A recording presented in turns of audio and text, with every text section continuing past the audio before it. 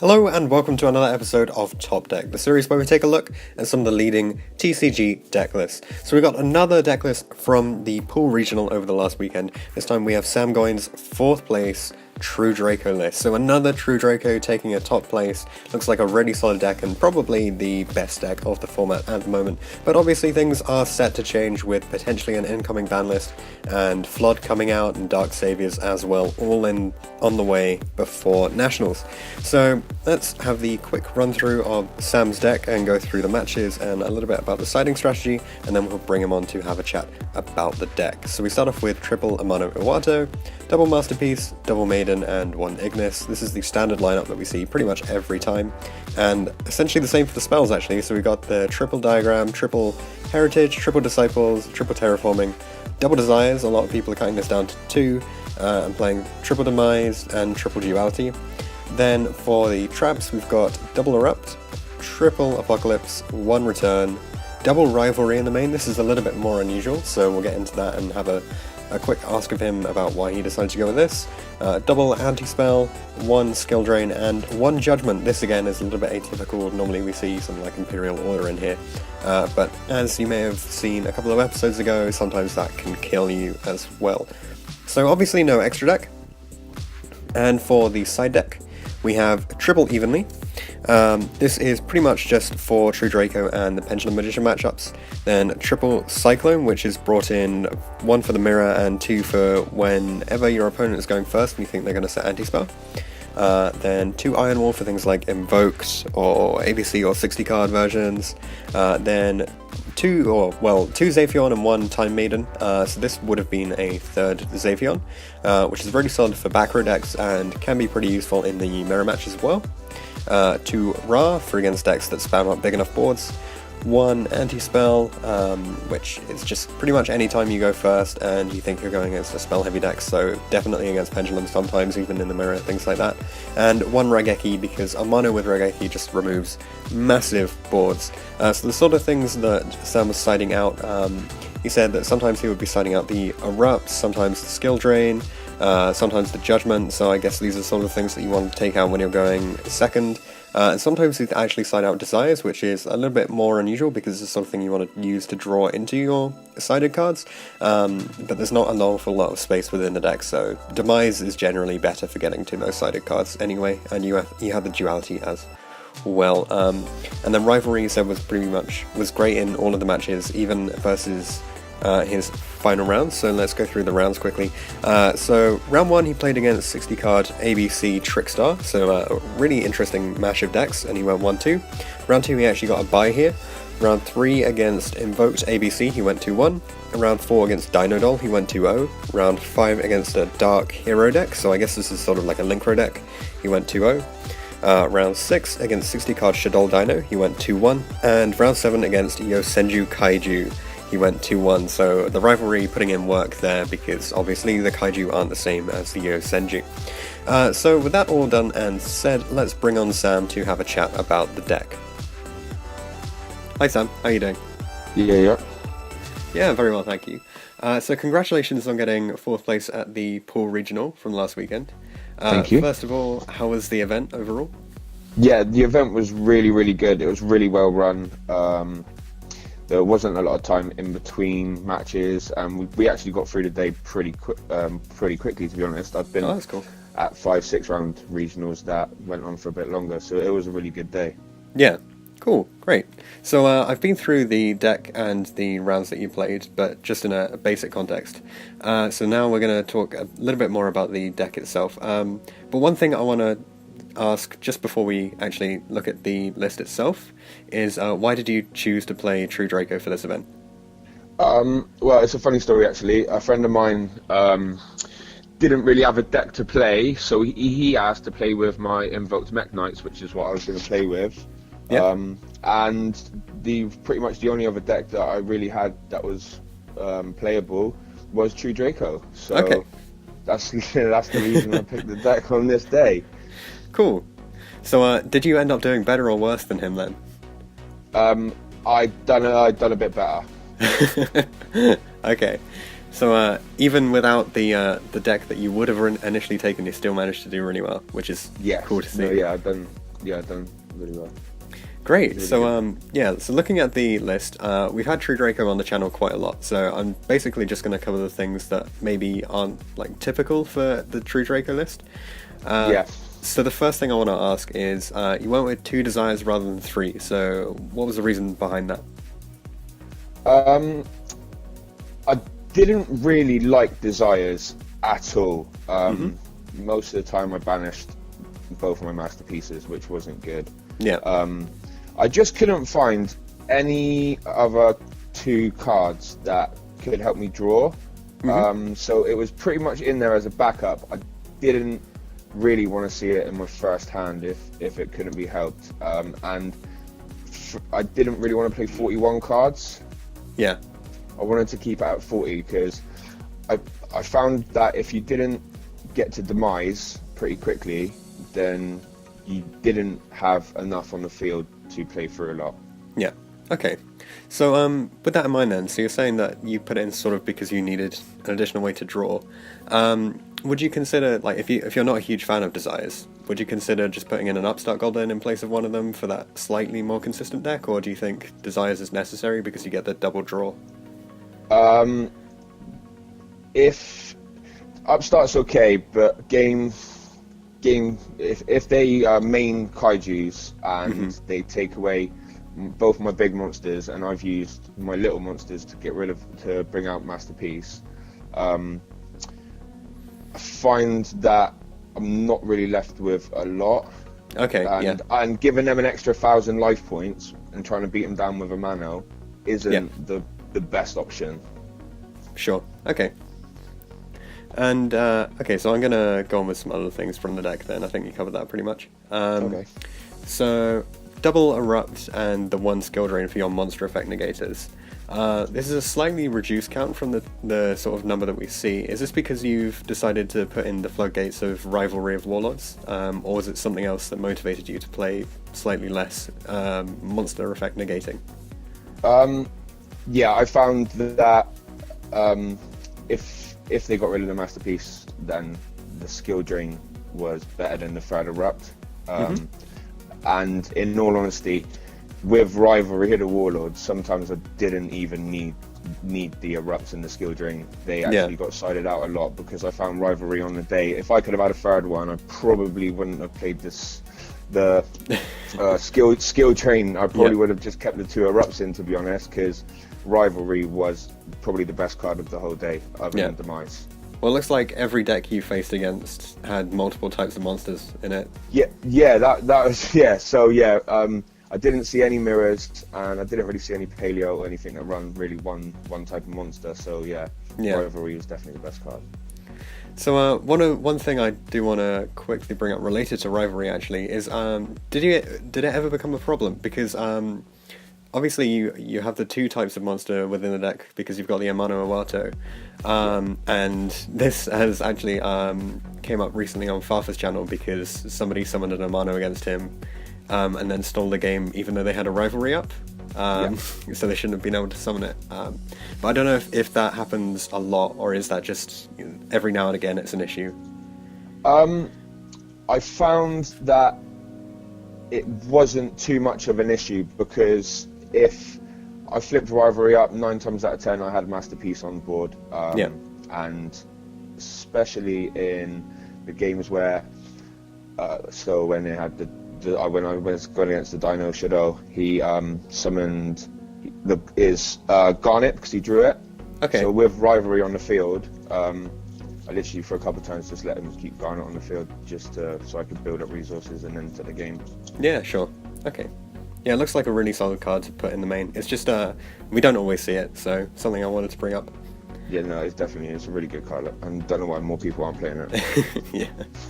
Cool, so for the rest of the main, it's all pretty much the standard sort of thing, except you played the 1 Solemn Judgment. I don't think we've seen this in many True Draco mains before.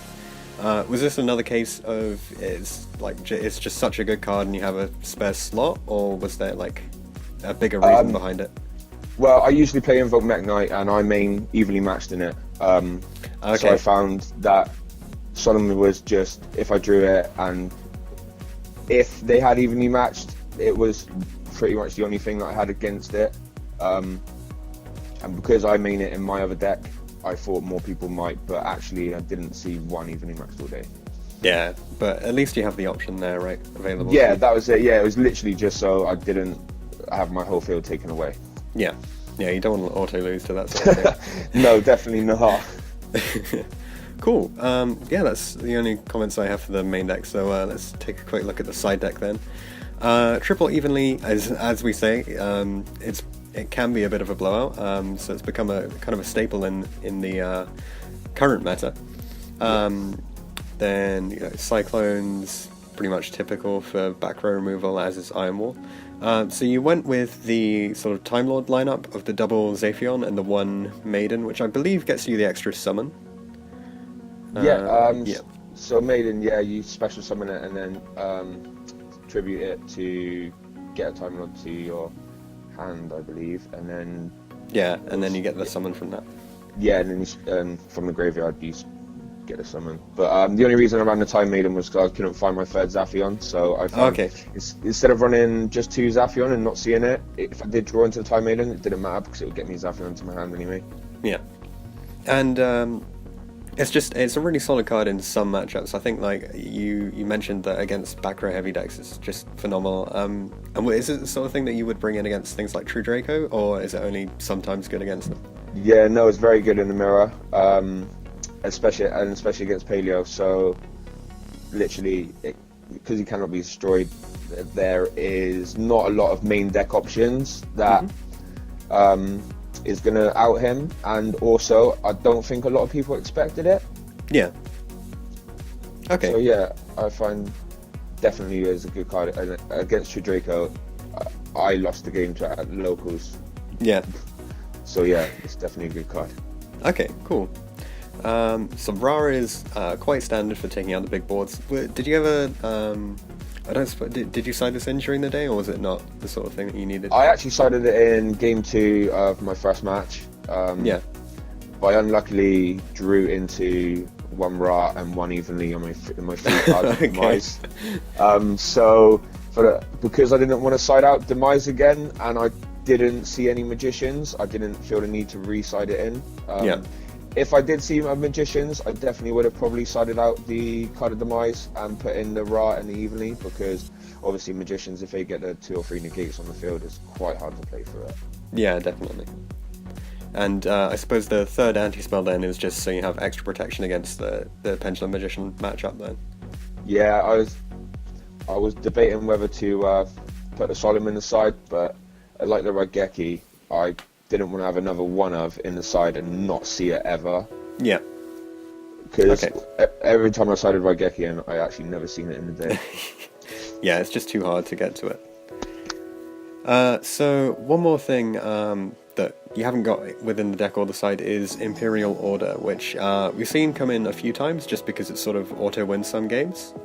Is it the sort of thing that you consider, or is it just not right for your playstyle? No, I definitely, I'm gonna, when I play this in the next regionals, I'm definitely gonna retweak the deck, and Imperial Order will probably go in for the Solemn Judgment, to be honest with you. Okay, yeah. Yeah, I did miss it on the day, especially because obviously Imperial anti-spell is good, but because I didn't meet a lot of magicians, definitely Imperial Order would have been probably a lot better. Okay, sure. So what are some of the hardest decks that you find that you have to face when you're playing True Draco then? Decks that usually use a lot of back row removal. So I found the first game was probably my hardest of the day, and I did lose that one just because they were able to get ABC, Macabre, Decode, and have back row removal. Yeah. And it was pretty hard to even get Masterpiece on the field, let alone anything. So yeah, anything that can just swarm really and build up resources a little bit faster than I can. Opposite to that, what do you think is the easiest deck to face against with this? Easiest deck? Probably of the day. Because this was the only time I've really played this deck, especially competitively. I think the easiest matchup I had was probably the 40 card Shadow Dino, or the Dark Heroes, just because. Yeah, or the Dark Heroes, just because their boss monsters wasn't as big as anything I could do. And they couldn't really play through the floodgates as soon as you flipped up Erupt, like their Tyranno and stuff. Or even summoned the mono. Tyranno didn't do anything, and then you just popped in with Apocalypse off of a diagram. So they were probably my easiest two matchups. Yeah, it's nice to be able to sort of stop that disruption that they think they can rely on. Yeah, definitely. Cool. But so... yeah, the 60 cards were probably my hardest matchup because they can do a lot every turn. Yeah. Yeah, always more resources available for them. Yeah, definitely, and especially if they get grass off, then. Yeah, yeah. and I wasn't playing any hand traps all day because of Demise and a mono. Yeah. So yeah. Well, one thing that we've seen... anything that could build up a big board, I was pretty scared of because I just had to sit there and watch it happen. Yeah, that's a bit rough. One thing that we've seen quite a few times on the on top deck with True Draco lists is some people will side like 3 Ash and then change the Demise out for it, so that they never have that clash, but that way they have some protection against, like, if you ever go up against an FTK deck, or as you say, like a deck that can build up too many resources in turn 1. I was going to put 3 Ogre in. I find that Ogre is probably one of the best hand traps in this format. Ash is okay, but there's so much it can hit that sometimes it's usually a bait out, but they're not expecting the Ogre. But I found that the Imperial Iron Walls and the Raigeki were probably going to be better, because then I wouldn't have to side out the Demises. I really didn't. I really felt that without Demise, you couldn't draw into you needed to draw into at least 1 or 2 of your floodgates. Up against most. Yeah, sure. They just sort of do significantly more than you can do. Yeah, well, that's it. Because without a mono on the field, or a floodgate to stop your opponent being able to do so much, if they hit your diagram and then pop when you're trying to summon like Masterpiece on their turn, and they've got a Cosmic Cyclone for your Apocalypse. Yeah, there isn't really much you can do. It's just that if you didn't draw into your floodgates, you're only left because if you take out Demise for Ash, say, instead of drawing the Demise, you draw the Ash, and actually, if they've stopped, you summon in Masterpiece by banishing Apocalypse with Cosmic Cyclone or something like that. There wasn't much you could do with just that lonely Ash in your hand. And yeah, there are so many times when it just becomes a 1-for-1 at the moment, right? And you needed to do more than that. Yeah, definitely. And I just felt that Demise was definitely the right play for the day. Sure. Okay.